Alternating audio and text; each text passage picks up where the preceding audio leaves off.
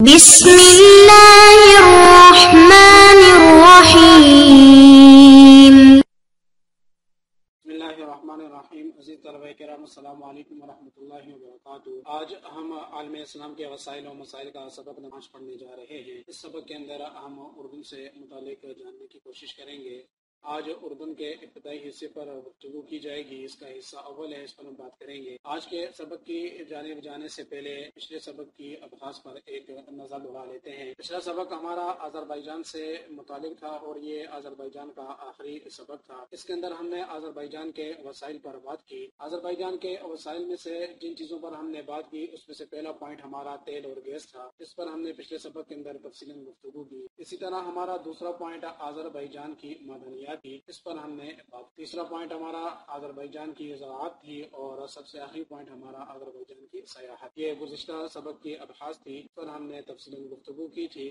آج کے سبق کے ابحاث کی جانب چلتے ہیں اور اسے ایک نظر دیکھتے ہیں کہ آج کے سبق کے اندر ہم کن کن ابحاث پر بحث کریں گے۔ آج کے سبق کی ابحاث ہماری 5 ہیں۔ ان 5 چیزوں پر آج ہم بات کریں گے۔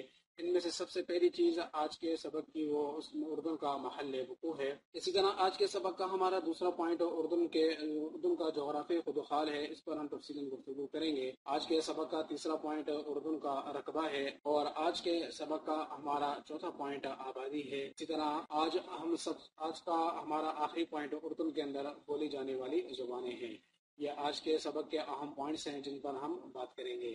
تو چلتے ہیں اردن کے محل وقوع کی جانب اور جانتے ہیں کہ اردن کا محل وقوع کیا ہے۔ اردن کے محل وقوع پر بات کرنے سے پہلے اردن کی وجہ تسمیہ جان لیتے ہیں کہ اردن کا نام اردن کیوں رکھا گیا ہے۔ کہا گیا ہے کہ دریائے اردن کی وجہ سے اس ملک کا نام اردن رکھا گیا ہے۔ اس کے محل وقوع پر بات کرتے ہیں۔ اردن ایک جنوب مغربی ایشیائی ملک ہے۔ اس کے پڑوسی ممالک میں شام جو اس کے شمال میں واقع ہے، اسی طرح عراق جو اس کے مشرق میں واقع ہے، جنوب مشرق اور جنوب میں اس کا پڑوسی ملک سعودی عرب ہے اور جنوب میں بحیرہ احمر ہے، مغرب میں اسرائیل اور بحیرہ مردار واقع ہیں۔ یہ اس کا محل وقوع تھا۔ اس کے پڑوسی ممالک پر بات کی۔ اس طرح ہمارا یہ پہلا پوائنٹ مکمل ہوا۔ اب اگلے پوائنٹ کی جانب چلتے ہیں۔ ہمارا اگلا پوائنٹ ہے اردن کا جغرافی خدوخال۔ اردن کے جغرافی خدوخال کو جانتے ہیں۔ یہ مشرق وسطی کا ایک اہم اسلامی ملک ہے۔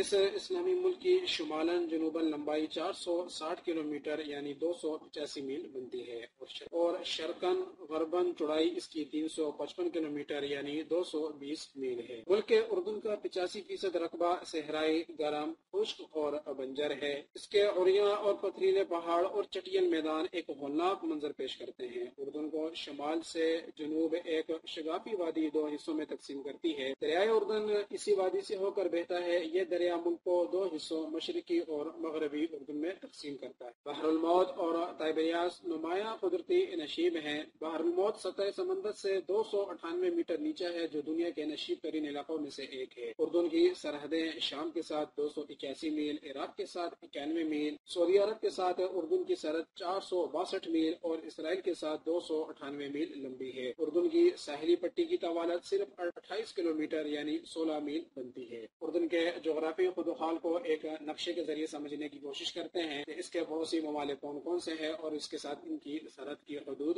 کیا ہیں۔ جیسا کہ بتایا گیا ہے کہ اردن کے ساتھ شام کی سرحد 221 میل بنتی ہے، عراق کے ساتھ اس کی سرحد 91 میل بنتی ہے۔ سعودی عرب اردن کا ایک اور پڑوسی ملک ہے جس کے ساتھ اس کی سرحد کی لمبائی 462 میل ہے اور یہ سب سے زیادہ لمبی سرحد ہے۔ اسی طرح اسرائیل کے ساتھ اردن کی سرحد 298 میل لمبی ہے۔ تو اس چارٹ کے ذریعے ہم نے آپ کو سمجھانے کی کوشش کی کہ اردن کی سرحدی حدود کیا ہیں، اس کے پڑوسی ممالک کون کون سے ہیں اور ان پڑوسی ممالک کے ساتھ ان کی سرحد کی طوالت کتنی ہے، کتنے کلومیٹر بنتی ہے۔ اب چلتے ہیں آج کے اگلے پوائنٹ کی جانب۔ ہمارا اگلا پوائنٹ جو تیسرا پوائنٹ ہے جس پر آج ہم گفتگو کرنے جا رہے ہیں وہ ہے اردن کا۔ اردن مشرق وسطی میں واقع منفرد ثقافتی ورثے اور قدرتی خوبصورت کے لیے جانا جاتا ہے، جس کا رقبہ 89,342 مربع کلومیٹر ہے۔ اردن خطے میں سیاحوں کے لیے سب سے زیادہ پرکشش مقامات کا گھر ہے۔ وادی اردن بلندی کا علاقہ اور عظیم مرتفع عرب ہے۔ وادی اردن جو دریائے اردن کے مشرقی کناروں کے ساتھ پھیلی ہوئی ہے، یہ ایک گہری وادی ہے جس کی سرحدیں کھڑی چٹانوں سے ملتی ہیں۔ یہ بنیادی طور پر ایک زرعی علاقہ ہے کیونکہ دریا، پھلوں، سبزیوں اور اناج جیسی فصلوں کی پیداوار میں معاون ہے۔ بالائی علاقہ کئی چھوٹی وادیوں اور پہاڑوں پر مشتمل ہے اور معدنیات اور دیگر قدرتی وسائل سے مالا مال ہے۔ عظیم عربی سطح مرتفع اردن کے تقریباً 75% زمینی رقبے پر محیط ہے اور یہ ایک وسیع صحرائی علاقہ ہے جس پر بنجر، پتھریلی مناظر اور ریت کے ٹیلوں کا غلبہ ہے۔ اگرچہ اردن کے صحرا کو بنجر سمجھا جاتا ہے لیکن یہ منفرد نباتات اور حیوانات کی انواع کا گھر ہے جنہوں نے اپنے آپ کو خطے کے انتہائی حالات کے مطابق ڈھال دیا ہے۔ جیسے کہ بتایا گیا ہے کہ اردن کا جو رقبہ ہے وہ 89,342 مربع کلومیٹر ہے۔ اس طرح آج کا ہمارا یہ پوائنٹ مکمل ہوا، یعنی اردن کا رقبہ۔ اب چلتے ہیں آج کے اگلے پوائنٹ کی جانب۔ ہمارا اگلا پوائنٹ ہے اردن کی آبادی۔ اردن جیسا کہ پہلے بتایا گیا ہے مشرق وسطی میں واقع ایک ملک ہے۔ اس کی آبادی تقریباً 10 ملین افراد پر مشتمل ہے۔ آبادی کی اکثریت دارالحکومت عمان میں اور اس کے ارد گرد مرکوز ہے جہاں تقریباً 2.5 ملین لوگ رہتے ہیں۔ اردن کی آبادی کے منفرد پہلوؤں میں سے ایک اس کا تنوع ہے۔ آبادی کئی نسلی اور مذہبی گروہوں پر مشتمل ہے جن میں عرب،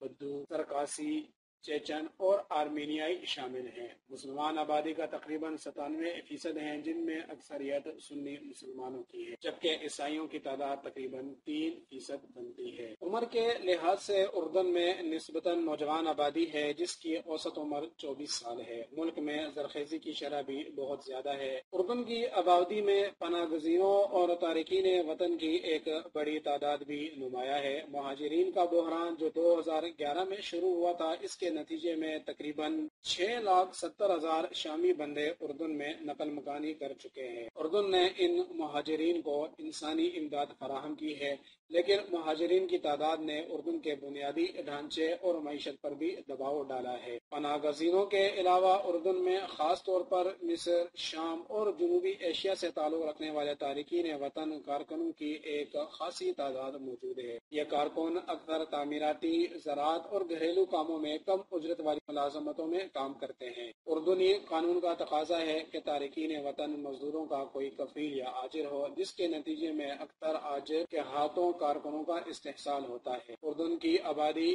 شہر کی طرف منتقل ہو رہی ہے۔ زیادہ لوگ دیہی علاقوں سے شہری علاقوں کی طرف منتقل ہو رہے ہیں۔ اس کی بنیادی وجہ معاشی مواقع اور شہروں میں سماجی خدمات تک بہتر رسائی ہے، تاہم اس کے نتیجے میں غیر مساوی ترقی بھی ہوئی ہے۔ کچھ دیہی علاقے صحت کی دیکھ بھال اور تعلیم جیسی بنیادی خدمات تک رسائی کے معاملے میں پیچھے رہ گئے ہیں۔ اس طرح آج کا ہمارا چوتھا پوائنٹ یعنی اردن کی آبادی یہ مکمل ہوا۔ اب چلتے ہیں آج کے آخری پوائنٹ کی جانب۔ آج کا ہمارا آخری پوائنٹ ہے اردن کے اندر بولی جانے والی زبانیں۔ اس پر بات کرتے ہیں کہ اردن کے اندر کتنی زبانیں بولی جاتی ہیں۔ عربی اردن کی سرکاری زبان ہے اور آبادی کی اکثریت اسے بولتی ہے۔ یہ ایک سامی زبان ہے جو بائیں سے بائیں لکھی جاتی ہے اور اس میں 28 سے زیادہ بولیاں ہیں۔ ہر ایک اپنے منفرد تلفظ، گرامر اور الفاظ کے ساتھ جدید معیاری عربی رسمی مواقع، میڈیا، اکیڈمی اور ادب کے لیے استعمال ہوتی ہے جبکہ دیگر بولیاں غیر رسمی بات چیت کے لیے استعمال ہوتی ہیں۔ انگریزی بھی اردن میں بڑے پیمانے پر بولی جاتی ہے، خاص طور پر شہری علاقوں اور تعلیم یافتہ آبادی میں۔ یہ اسکولوں، یونیورسٹیز اور کاروبار میں دوسری زبان کے طور پر استعمال ہوتی ہے اور بہت سے اشارے اور اشتہارات عربی اور انگریزی دونوں میں لکھے جاتے ہیں۔ اردن کا مغربی دنیا کے ساتھ گہرا تعلق ہے جو انگریزی کو سیاحوں، تاریخ وطن اور بین الاقوامی تنظیموں کے ساتھ بات چیت کے لیے ایک لازمی زبان بناتا ہے۔ انگریزی نے اردنی ثقافت کو بھی متاثر کیا ہے، خاص طور پر موسیقی، فیشن اور تفریح میں۔ اردن کی دیگر زبانوں میں ایک زبان بدوی بولی ہے۔ اردن کے صحرا میں رہنے والے کچھ قبائل کے ذریعے سے بولا جاتا ہے، خاص طور پر ملک کے جنوبی علاقوں میں۔ یہ بولیاں عربی پر مبنی کریولیز اور غیر عربی زبانوں جیسے کہ آرامی، عبرانی اور سریانی کا مرکب ہیں۔ بدوی بولیاں تیز اور ان لوگوں کے لیے سمجھنا مشکل ہیں جو صرف معیاری عربی بولتے ہیں۔ وہ بنیادی طور پر بدوین کمیونٹی میں استعمال ہوتی ہیں اور زبانی روایات کے ذریعے نسل در نسل منتقل ہو رہی ہیں۔ اردن میں بولے جانے والی دیگر زبانوں میں آرمینیائی، سرکیشین اور چیچن شامل ہیں۔ عمان میں آرمینیائی کمیونٹی کے ذریعے آرمینیائی زبان بولی جاتی ہے۔ چیچن کچھ چیچن بناگزینوں کی طرف سے بولی جاتی ہے جو چیچنیا میں جنگوں کے بعد اردن منتقل ہو گئے تھے یا انہوں نے اردن کی طرف ہجرت کر لی تھی۔ تو اس طرح آج کا ہمارا آخری پوائنٹ بھی مکمل ہوا۔ اس کے اندر ہم نے اردن کی زبانوں پر بات کی کہ اردن کے اندر کون کون سی زبانیں بولی جاتی ہیں، اردن کی سرکاری زبان کون سی ہے اور اردن کی دوسری بڑی زبان کون سی ہے۔ اب چلتے ہیں آج کے سبق کے اختتام کی جانب، اور اختتام سے قبل اس سبق کا خلاصہ جان لیتے ہیں کہ آج کے سبق کے اندر ہم نے کن کن ابحاث گفتگو کی۔ آج کا سبق ہمارا اردن کا حصہ اول تھا۔ اس کے اندر ہم نے اردن کے محل وقوع پر بات کی، یہ آج کا ہمارا پہلا پوائنٹ تھا۔ آج کے دوسرے پوائنٹ کے اندر ہم نے اردن کے جغرافی خدوخال کو جاننے کی کوشش کی۔ تیسرا پوائنٹ ہمارا اردن کا رقبہ تھا، اس کے اندر ہم نے یہ جاننے کی کوشش کی کہ اردن کتنے رقبے پر محیط ہے۔ آج کے سبق کا ہمارا چوتھا پوائنٹ اردن کی آبادی تھا کہ اردن کے اندر کتنے لوگ بستے ہیں۔ اسی طرح آج کے سبق کا ہمارا سب سے آخری پوائنٹ اردن کے اندر بولی جانے والی زبانیں تھی۔ تو اس طرح ہمارے سبق کا اختتام ہوا۔ السلام علیکم ورحمۃ اللہ وبرکاتہ۔